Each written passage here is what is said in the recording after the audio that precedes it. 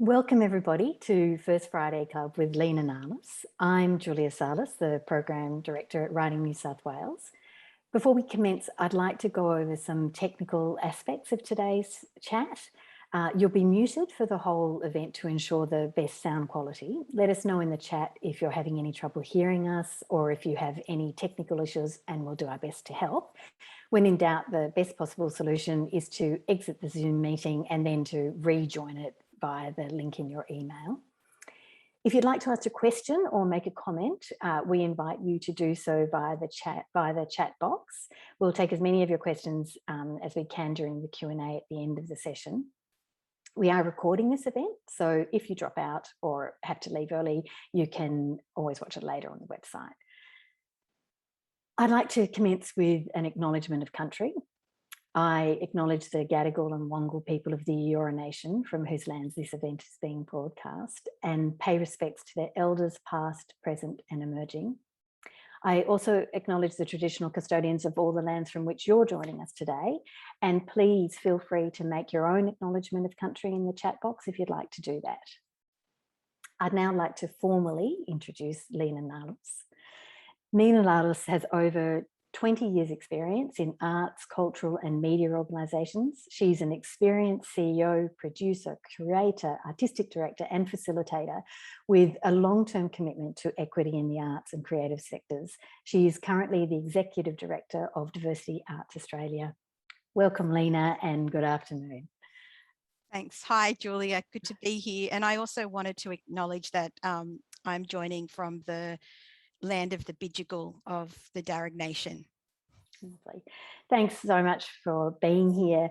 And Lena and I also wanted to acknowledge the fact that we're in Sydney, we're both in lockdown, and I think many people joining us today will be in lockdown, whether that's in Sydney or Melbourne or regional Victoria, regional New South Wales. And just to recognise that that brings with it additional challenges and difficulties. So on that note, Lena, you've been engaged in and committed to equity and the arts throughout your career. What's the driving force behind your work?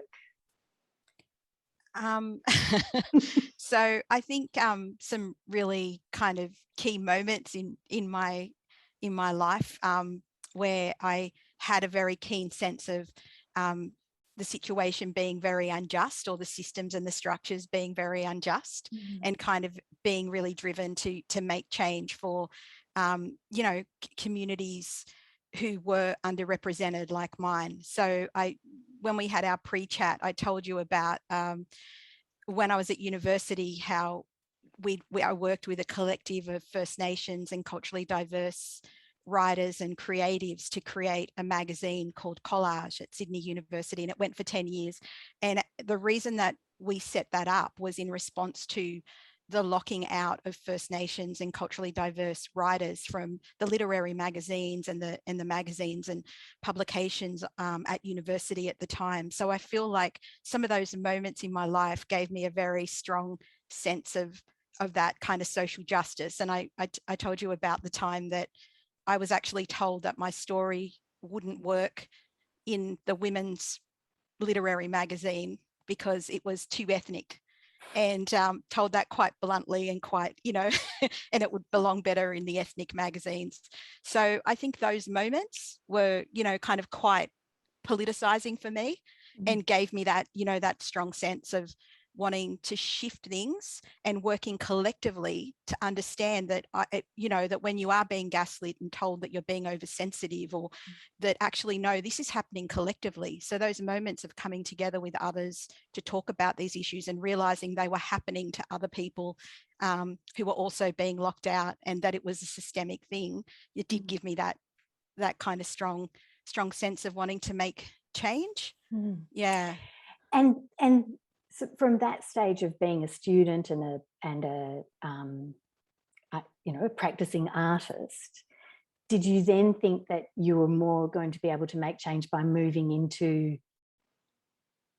I suppose, a more management or service organisation? Oh, that's such a good question. Can I just do a shout out? Everyone here who's good at organising, don't tell anyone. If you're a writer and you're an artist and you want to be a writer, just keep a low profile, pretend you're incompetent, pretend you don't know how to use, Google Sheets or any of that. So it was kind of accidental. So when I was in my 20s, I started working for the Arab Council while I was studying, and I was working with young people from backgrounds like mine, from Western Sydney and from Arabic speaking backgrounds. And I just loved it. I loved it. And I saw the transformation that could happen through the arts. I did a lot of writing projects with them, theatre projects and film projects. And they were the moments where I could see the kind of change occur with young people. So it wasn't intentional. Like, I actually thought I was going to go into some kind of writing job, and that was my initial intention. But I fell in love with doing, I guess, grassroots community work, and that's what I wanted to do. So I kind of continued doing some of that work, and I also thought that I would keep writing, and I did, do some writing and get some work published and did some short plays, but then I guess I ended up doing the advocacy work pretty much full time, and I've been reflecting on that quite a bit, and I think that has been my passion and the thing that I care probably more about right now. And maybe that's okay, like that I've focused on this because there's such a great need. And I guess from working with those young people, I then went to work in other areas. Like, in a big chunk of my career has been working with people from migrant and refugee backgrounds and young people in Western Sydney. And so I could see that I could create platforms and pathways and opportunities in partnership, always, of course, with others. But that, I guess, that has been really important for me to do that work and to create that work. But if you do really want to be a published writer or be an editor, go incognito.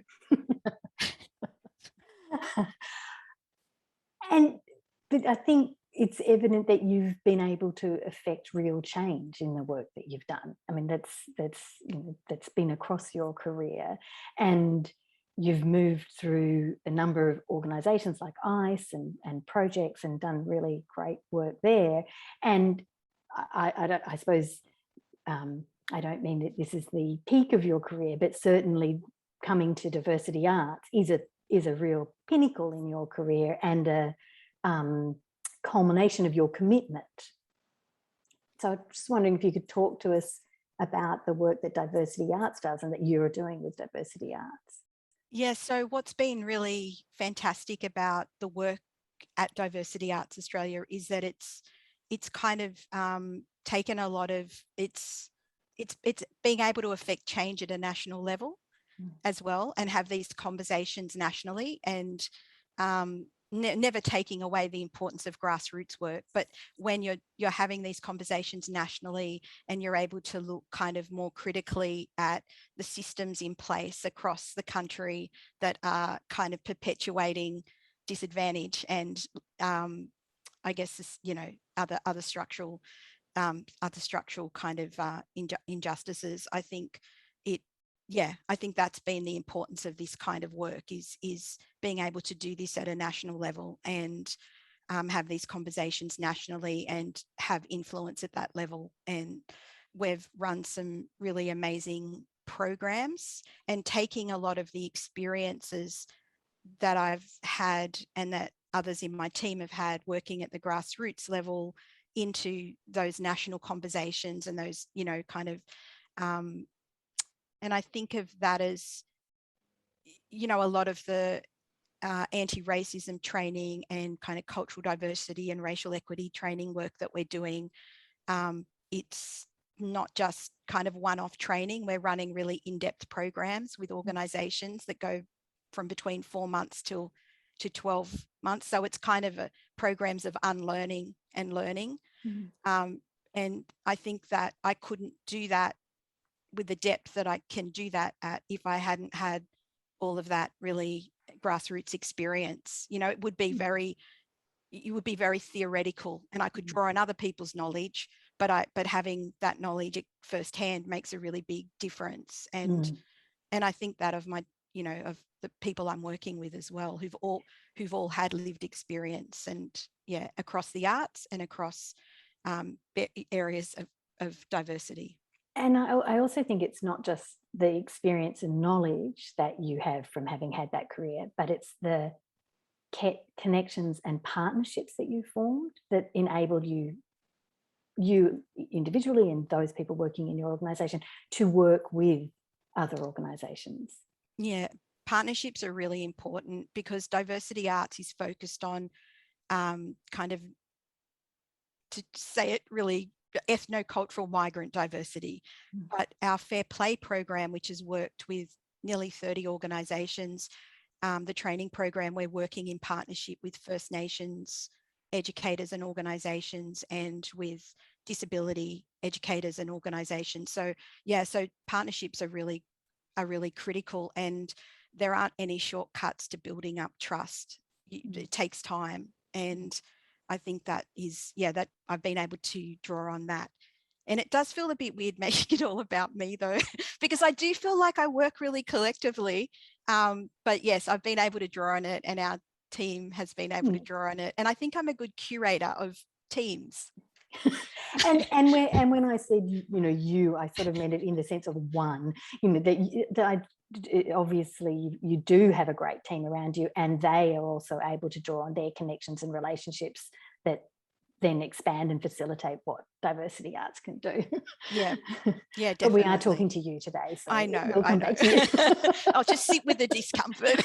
Yeah, that's a good place to be. Speaking of discomfort, I think that it's important in this conversation about diversity and wanting to make change, that we also need to look at racism. And it's often the uncomfortable area that we don't want to talk about. You know, it's sort of more comfortable to talk about diversity and what good changes are happening. But in order to affect change, you do need to confront and we do need to confront and get our head around racism. And having gone through the cultural awareness training led by Ruth D'Souza and Diversity Arts, I was really impressed by how you distinguish racism. So you mean how we talk about individual racism and also structural and systemic racism? Yes. Yeah. Well, that's really important, because I think so long the conversations have been very much about the individual, you know, kind of, if you're a better person, if you're, you know, if you do implicit bias training, or if you know, can deem yourself culturally competent, then, you know, then things will shift. You know, if you focus on individual interpersonal relationships, but those interpersonal relationships, the racism, you know, the microaggressions, they come from systems and structures that perpetuate power, and that perpetuate, you know, kind of the colonial structures that Australia's built upon. And so it's really important that when we're talking about racism and we're doing the hard work of anti-racism, that we're focusing on changing systems, changing structures, and understanding how those systems and structures kind of collude, but if that's the work together to basically support each other, and we've seen that, you know, we've seen that in the legal systems. We've seen the over incarceration in the police and legal systems of First Peoples, and we've seen that in culture. We've seen, you know, how representations in books and on screen, and, you know, in Australia have predominantly been of a white Australia that, you know, isn't really the real Australia. And so, and how these systems work together to reinforce racial inequity, and how they work together to benefit some people, and predominantly white Australians who are middle class, and how they work together to exclude other people as well. So to kind of constantly replicate a kind of racial hierarchy. And this is really uncomfortable for people to think about, because it isn't about blaming the individuals. We've got individual responsibility, but it's actually understanding that there are systems in place that perpetuate this. And and reducing it to the individual means that when a good individual leaves, sometimes so does all the good work. Yeah. And I think it's easier. I think it's easier sometimes to just think of it as, oh, I want to do, unconscious bias training so that I can be more conscious, but actually it's, So we often, our feedback from a lot of the work we've been doing is, it's really hard. Can you make it easier? And we talk about how, like I said before, unlearning is really hard and uncomfortable. But I think it's that uncomfortableness that it's important enough to stay with it. It's critical. Yeah. It's so important to,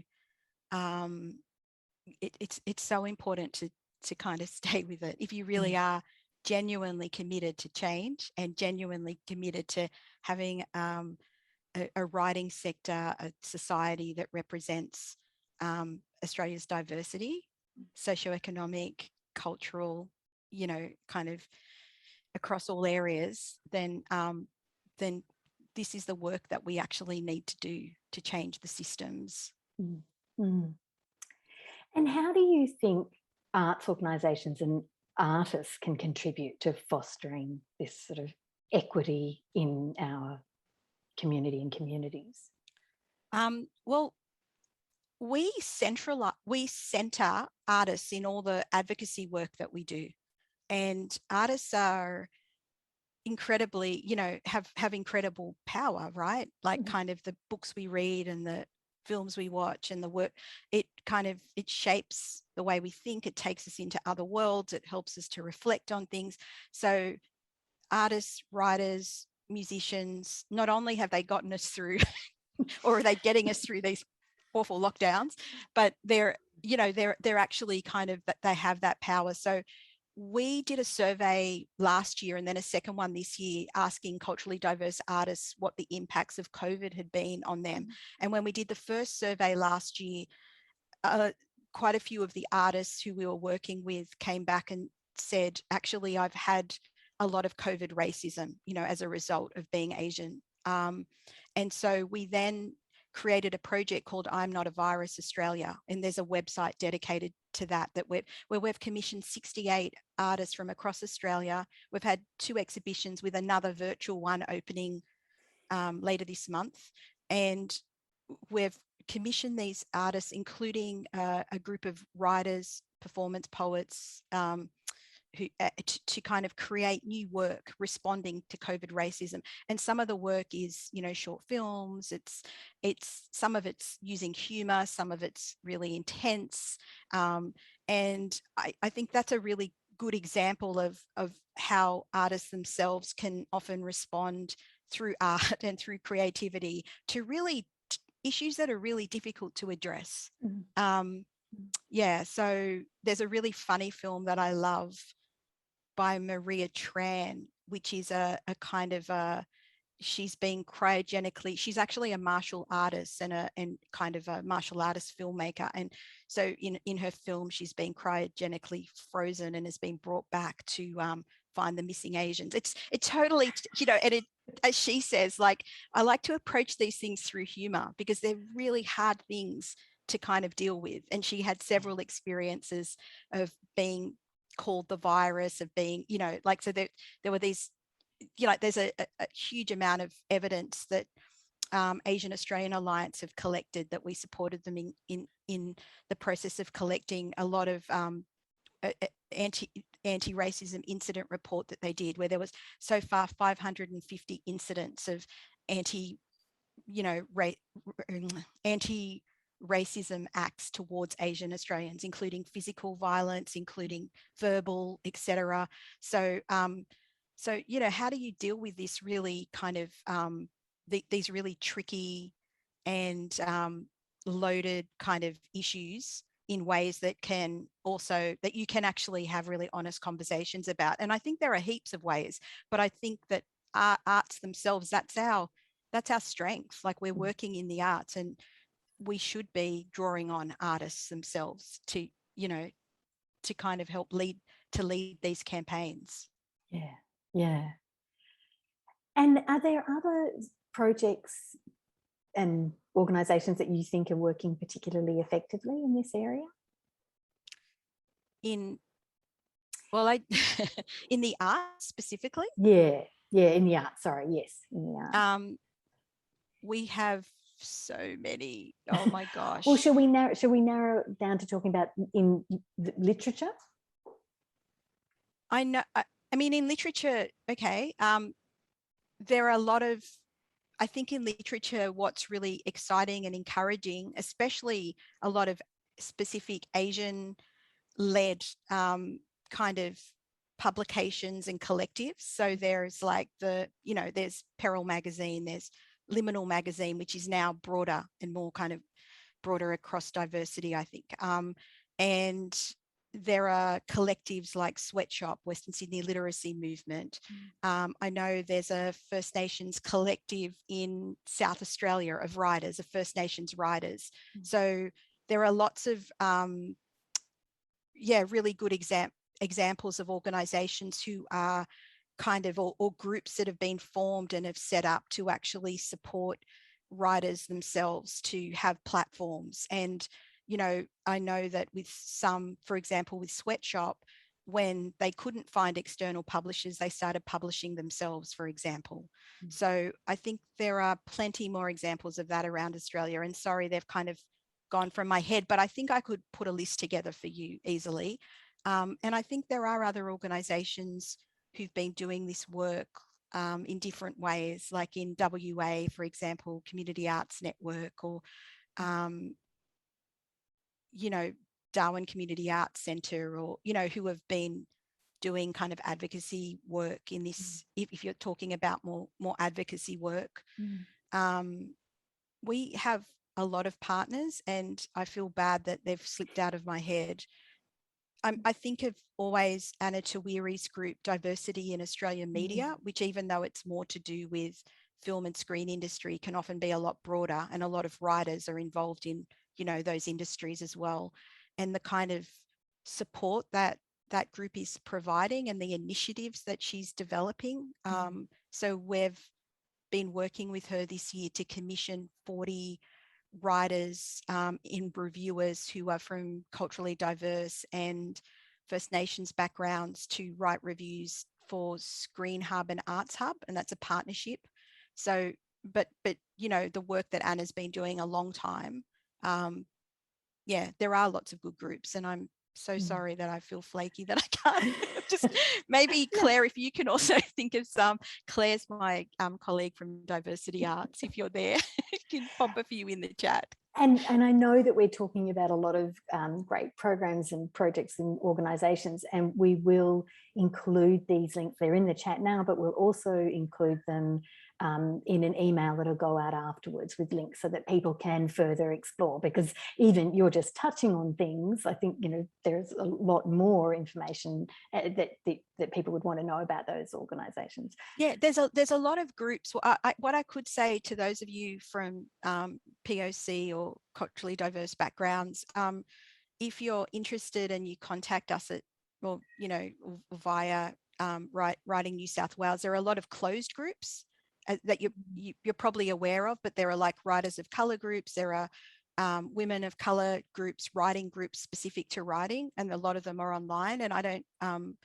know if it's appropriate for me to kind of share them publicly, but I think that if anyone's interested, there are those groups. And I think that's the beauty of online platforms that maybe we didn't have 20 years ago, that you're able to support people nationally and internationally and make links quite immediately that you couldn't previously, that would have taken a lot longer. And even the publishing, like, it's happening very differently. Mm. And that certainly made a difference for things like the journals that you mentioned, that journals can now be an online platform and have a much broader reach without that financial barrier of publishing and printing. And same with self-publishing, that has also opened up avenues.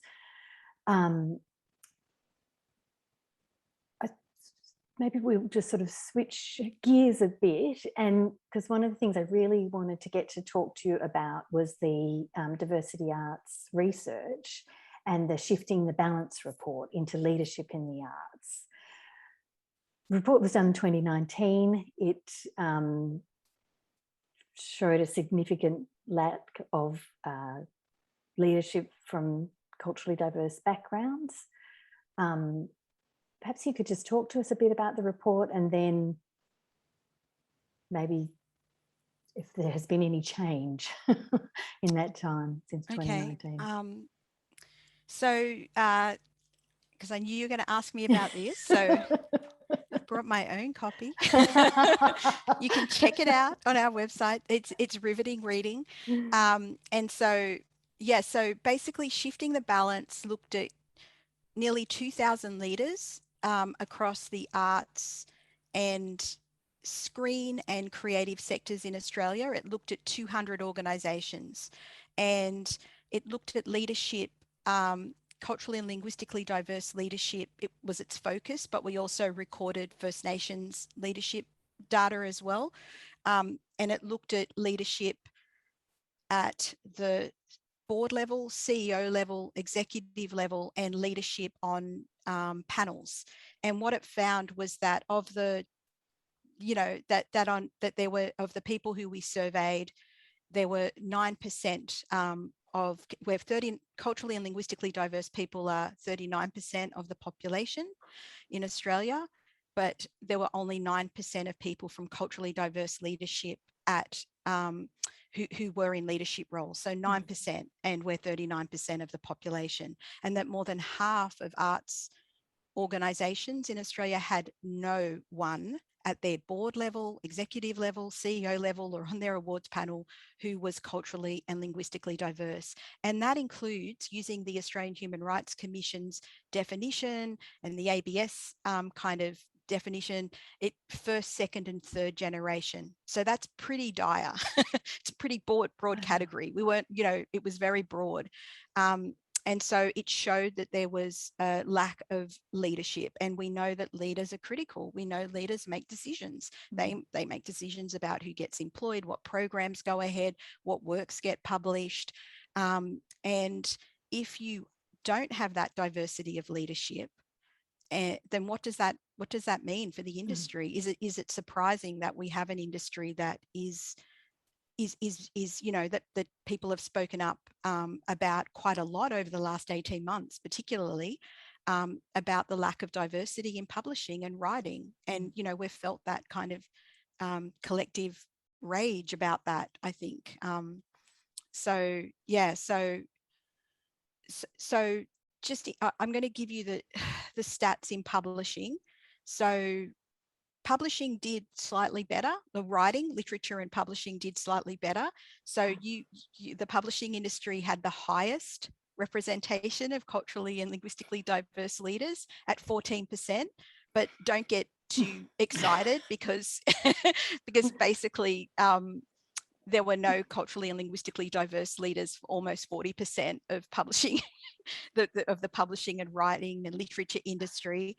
So still very underrepresented, but still doing better. And what it's kind of led to, what the report's led to, is a lot of people coming back to us, a lot of organizations coming back and saying, as a result of the report, we've reflected on this, and now we're setting up this program, we're setting up this internship, this mentorship. And that has happened with a few, and and also people coming to us for training and for us to do work with them.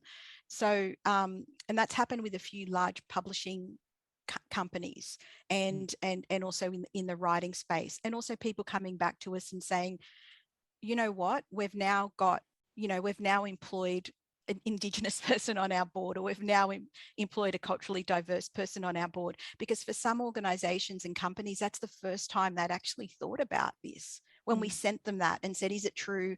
We sent everybody the data that we had collected and said, is this correct? Here are the people in your org, and this is how we can see they identify from publicly available data. Is this true or is this not true? And for a lot of organizations, they hadn't actually thought about those issues before. They hadn't reflected on their board membership. And I think that's why research like this is so important, because until you gather it in bulk across the field, once again, it can be just sort of individual. You can't see the big picture until you do the research and bring it together, and that there's something undeniable about those numbers. Yeah, and it's so important, because we talk about this a lot as people from culturally diverse or POC or migrant backgrounds of being gaslit, of always being told that we're the troublemaker, or we're being too sensitive, or we're, I don't know, playing the race card, and then to kind of see these. And so what happened was I was knocked back when I started at Diversity Arts from proposals we'd put forward for a few different major industry panels, where people said, you can't prove that, and you will offend the sector if you want to do a panel on the lack of leadership in X sector. I won't name and shame. And so I was kind of like, are you serious? You know, for those of us living and working in the arts, like, we know that. And so, but then having this kind of hard data has actually resulted in a lot of initiatives and a lot of work being done, because it's hard to refute. And I think we need a lot more of this data, and a lot, a lot more detailed data as well. I think, and more intersectional data as well. But this is a start, and I think it is really important. It kind of gives, I hope, also gives those advocates who are already in organisations a kind of also gives them something to use, so they can push through those changes, or those initiatives, and also helps individuals like writers and editors know, hey, you're not alone. This is a system. These are systems and structures, and it's not your fault that you didn't somehow get here. Like there are,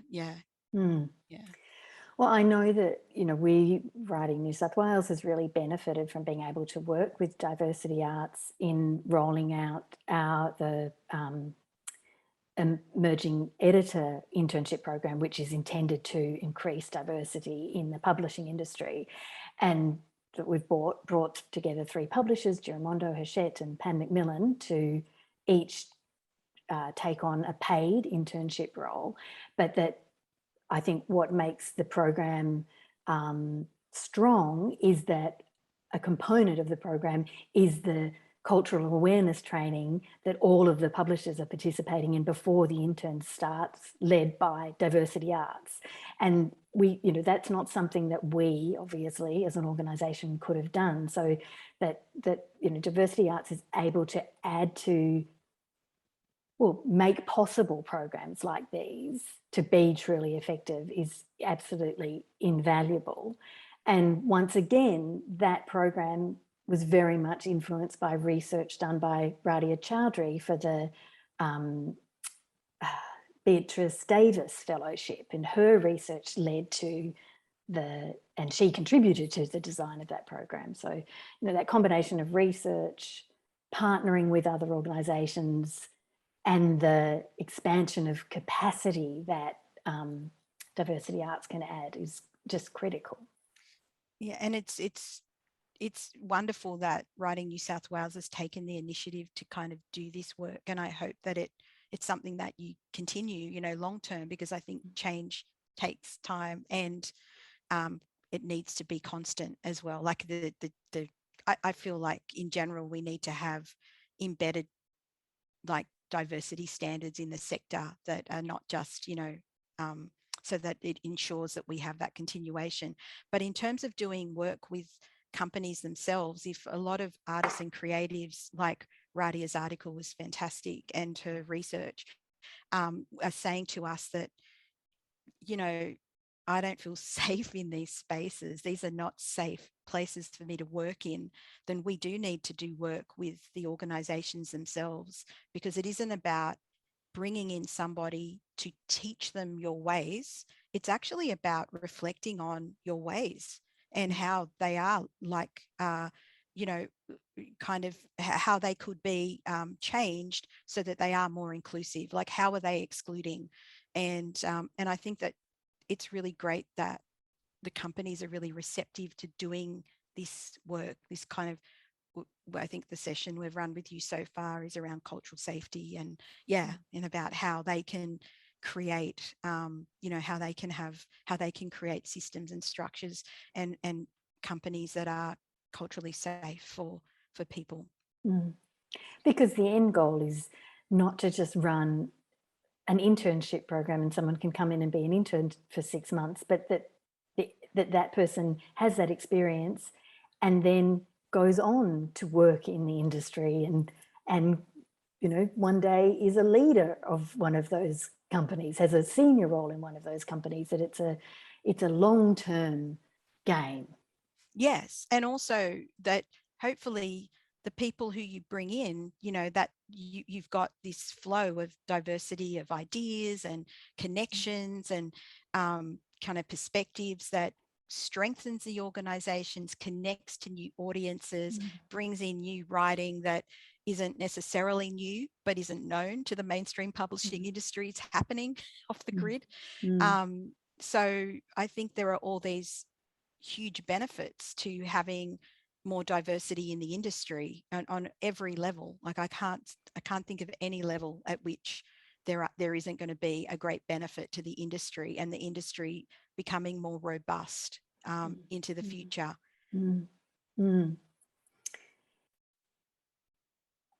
Because we're sort of coming to the point of soon taking questions, just a couple of things I wanted to touch on. Specific things, like one of the resources that Diversity Arts has created is the Creative Equity Toolkit, and I just like you to talk a bit about that and how people can access it. Oh, I'm so glad you asked. I meant to shamelessly drop it in. I love it. So check it out, creativeequitytoolkit.org.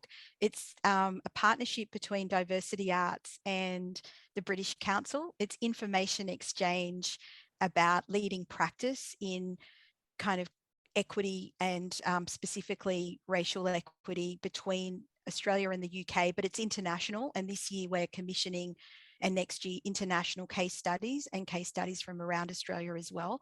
But what it is it's this incredible toolkit that's really practical, really actionable, that has kind of resources in all the areas that you need, that you run your organizations in if you're coming from an organization. And if you're not coming from an organization but you're working within one, then useful resources so that you can also take the burden off you having to be the the educator of everyone. So it's got, like, cultural consultation and collaboration, programming and commissioning, policy, monitoring and evaluation, governance, audience development. There's other sections that are coming as well in employment, leading employment practices. It's got surveys, worksheets, templates. There's a really important anti-racism section. It's got definitions about things like structural racism. It's just a really awesome toolkit, and I feel like it will just keep growing, and that we've designed it to be really practical as well, so very usable for people, and we're getting really great feedback about people using it around Australia and around the world. So yeah.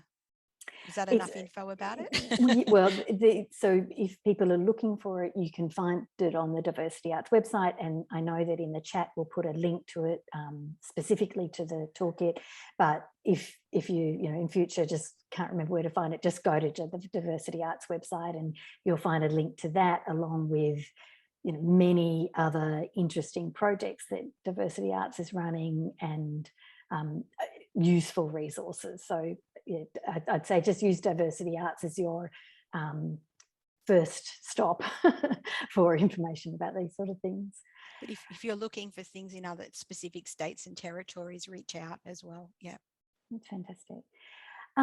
So I'm going to ask Lena some final questions, and then at about 1:15, which is in 5 minutes, we'll go to the questions from the chat box, and I can already see that we've got quite a few, so I won't take up too much more time. But the final thing I wanted to ask Lena is, what can individuals do to affect change within their organisation or area of practice?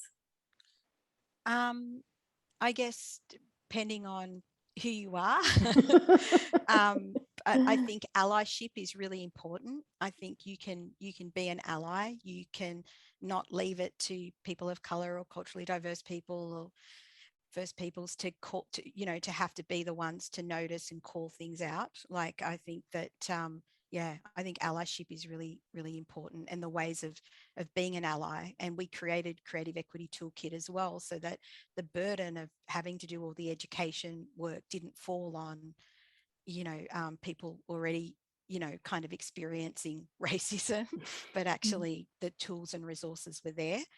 I think speaking out, calling things out when necessary, calling things in when that's a better, more productive thing to do. And there are definitions of calling out and calling in, and when you should do it. Only suggestions, of course, but on the Creative Equity Toolkit. And I say that because, Shirley Lee's article last year, calling out in the conversation, calling out the Judith Nielsen kind of fellowship for 5 art critics, writers in The Age and the Sydney Morning Herald did lead to change. It led to substantial change. And sometimes we do need to kind of publicly call things out, and we need artists and creatives to help us do that. But we also don't want to put them in positions where they're going to lose work forever either. And that's where organizations like ours should be kind of having their backs as well when they're doing this work. I think educate yourself is always number one. Educate yourself. Don't expect people of color to educate you. Do the work. And there's a lot of tools that are available in that toolkit for you to do self-reflection if you need a little bit of help thinking about how you do the work and where you start. I feel free to ask me more, Julia. I know that I'm probably being a little bit vague here. No, that I that's really helpful. But I want to add that if you are in an organisation that if you're working in an organisation that you think would benefit from addressing these issues or grappling with these issues, that the diversity arts training that Writing New South Wales got to take part of as part of the internship program with the publishers, I can say that training is powerful, engaging, and empowering. It is empowering. It doesn't shy from having difficult conversations, but it is incredibly empowering. So if there's anyone who's works for an organisation who's looking for that sort of support, I highly recommend the diversity arts training. And we have a really good tool on our website, which is also on the toolkit for organisations. So we've done a mini version of it, which is like an inclusion equity kind of checklist for your organisation, if that's useful as well. And we can pop that in the chat, like as a bit of a resource for your organisation. Brilliant. Yeah. Great. let's go to the questions because there are quite a few of them. Oh, can I say, like, in terms of being an ally, it's also asking the questions. It's kind of looking at a panel and going, I'm not going to be on that panel because why aren't there any? Are there any? You know, if you're particularly if you're a writer who carries some weight, or someone in the publishing or writing industry, you know, saying, well, are there any First Peoples on the panel, on the judging panel, or whatever it might be? Are there any culturally diverse people? Why not? You know, I can't be on that panel if there aren't. Or you know, showing that kind of leadership as well, in terms of using the power that you do have as a writer to kind of ask those questions and observe, you know, yeah. That is really great advice. Okay, so the first question is from Fernanda. Are there any statistics that look into intersectional identities across publishing? In Australia, not yet that I'm aware of, and there needs to be. Yeah. Yeah. I think the UK is a little bit more ahead in this area, and if people are interested, I think a really good place to start is Radia Chowdhury's Beatrice Davis Fellowship Report, and it will lead you to other research and papers that I think will find valuable. But I'm also not aware of that, with any research in Australia in that area. I know that, like, it's not quite the same area, but Media Diversity Australia, they're more focused on news media, though, that they've done some research. But we do have examples of work, yes, that's been done in other countries, that it's been done in other countries, but Great. that is a big important piece of work to be done. And Martin asks, what ways can organisations effectively protect their diverse employees? I love these big questions. I think that having safe, you know, kind of having safe work environments. So I think to start with, having doing the work. These organizations should be doing the work themselves to start with. So they should be having workplaces where, you know, they've got, you know, diversity and inclusion or equity action plans, where they're doing kind of annual reviews of their work to see how they're tracking in terms of, and what the state of play is in terms of equity and inclusion. And they should all have equity action plans or diversity inclusion plans, whatever they call them, that are tied to kind of budgets and KPIs. And from that would flow changing structures and having structures that are inclusive and that don't exclude, and that create environments that are safe for culturally diverse workers. And doing some of that work includes, like, the training work that Julia mentioned, and that education work that's ongoing, because it's not about, it shouldn't just be about bringing them into existing structures, sink or swim, and we're going to set a group up to support you. It should be about making sure those structures are safe for them to come into and be based in. And of course there are, and if you've done that work and you do that work, then it's also alongside that, letting the workers themselves lead, like if they want to have, you know, kind of, we've been talking to Julia about, like, external, you know, having external mentors, for example, for the program that she talked about, so people feel safe to be able to talk about things without it impacting on their future in the industry, and setting up those systems that are kind of, that are going to be safe as well, and inviting for those people, because it's not just about recruiting people, it is about how you maintain and kind of keep those people in the organization. And I think it's worth pointing out that having an equity access plan that you referred to, that this is correct, isn't it, Lena, that in the Creative Equity Toolkit there are templates and advice about setting those plans up? Yeah, there are really practical,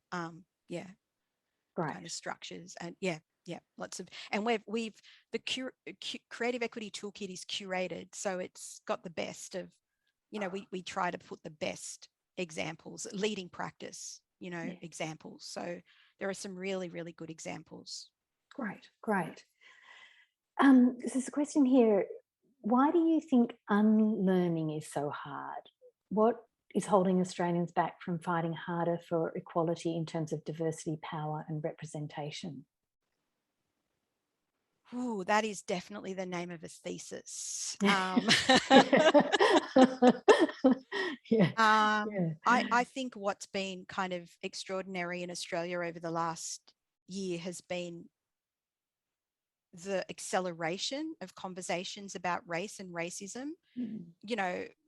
Before the death of George Floyd and before BLM came to prominence in such a public way, of course, it's been around for decades. I think in Australia, there's always been this resistance. I don't know how many times I have heard on the news, conversations, but is Australia racist? And then, when I've been on panels where people are like, but is there racism in Australia? And it's like, are you serious? Are we really going to have this conversation? Like, like serious?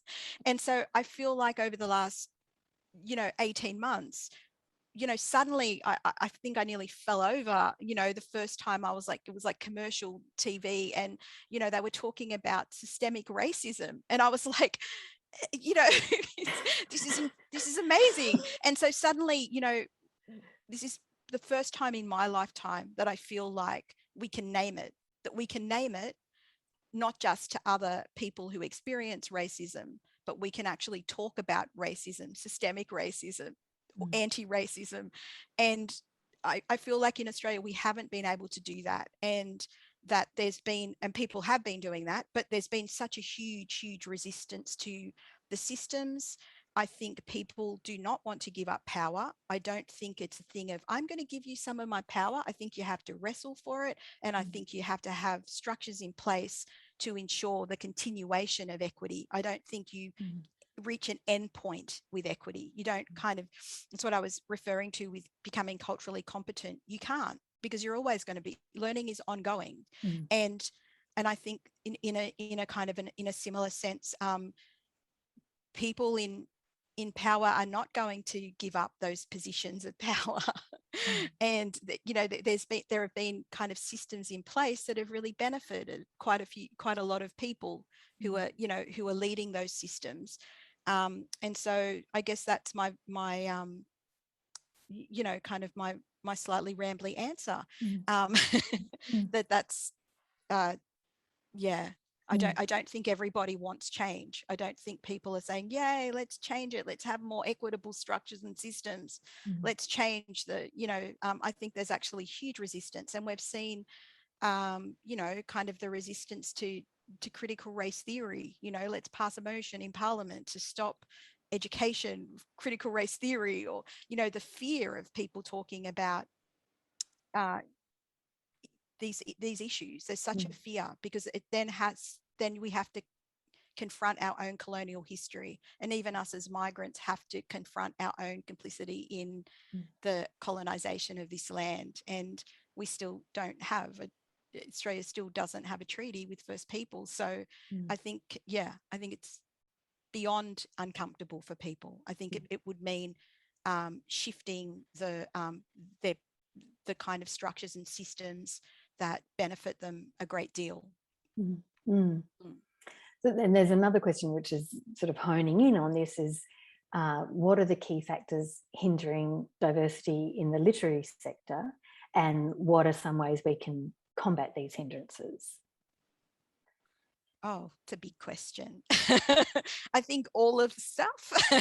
I think in the literary sector, I think we have such a rich culture of languages in Australia.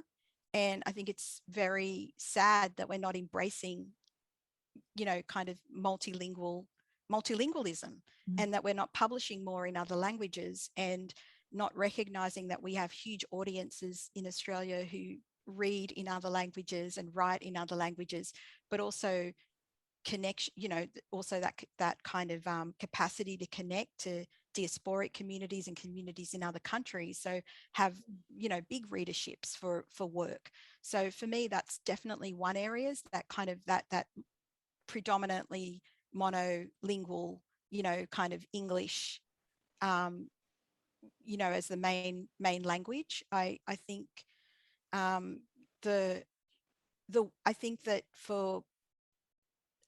think there's still a lot of work to be done in education, like all the way back to when people start learning, you know, through to, you know, college or university, about the kind of literary histories that they're learning and the ways in which, yeah, that's influencing the kind of literature that's produced and the lens through which it then, you know, people who are coming out and who are, you know, going into publishing, their kind of their lens for what is literature and what is good literature and what's a good narrative. And you know, and I think that's still very you know, kind of Euro-American, and that needs to shift, because if 39% of people in Australia, and, you know, not including First Nations and all of those languages, but 39% are from, you know, kind of migrant or culturally diverse background, then there will be different ways of storytelling and different narratives, but also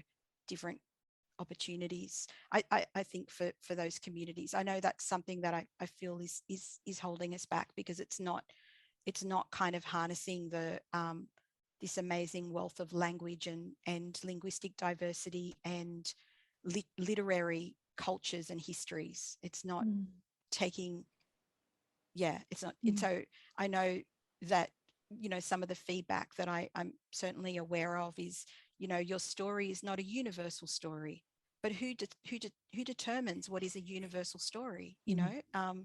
So yeah, so I think a lot of that work needs to be done, and it's exciting.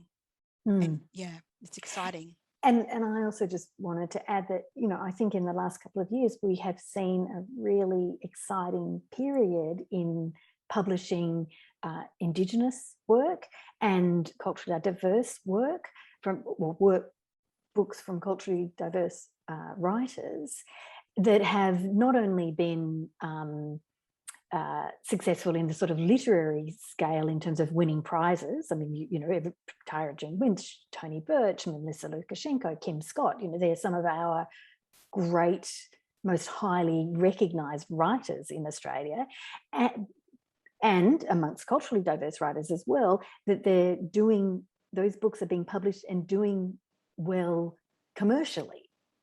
So, you know, there is an audience for these books.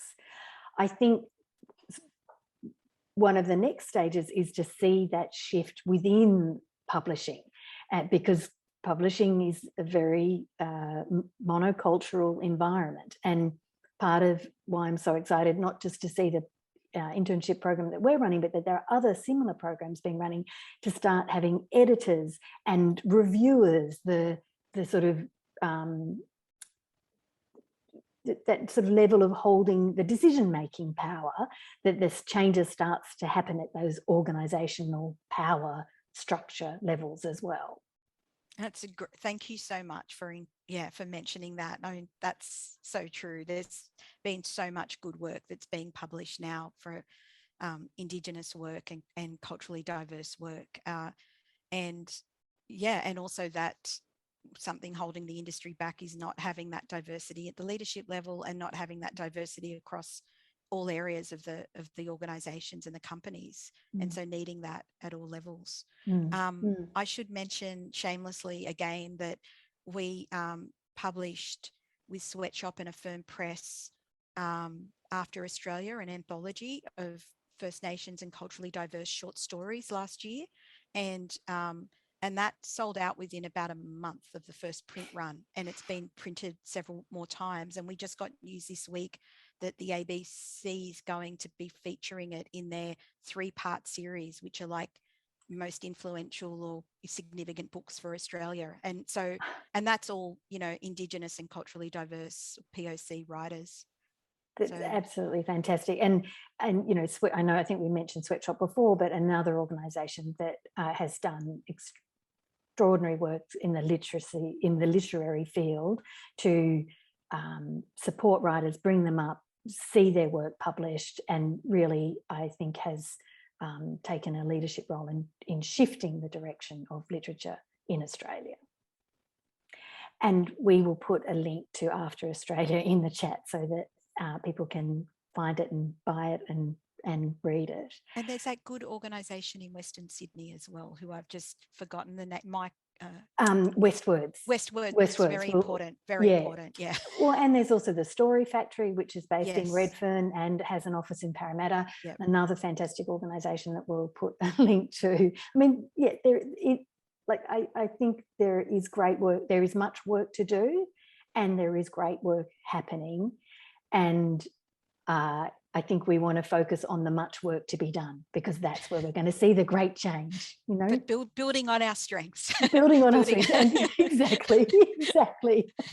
I think that is a very nice note to end on, because we are at time. Thank you, Lena. It's a pleasure. It's been a pleasure speaking with you, and a really, I think, important conversation. And with this conversation will be recorded, so it can be accessible to people who won't be able to be here today. I want to thank everyone for being here with us. As I said, there will be a recording. It'll be on our website if you want to revisit the conversation or share it with other people. We hope that you can join us for our next First Friday Club, which will be on the 1st of October. It'll be a little different. We'll be chatting with Dr. David Rowland, who's an author and clinical psychologist, to discuss mental health, particularly in these COVID times. Thank you, Lena. I look forward to seeing you in person sometime in the nearish future.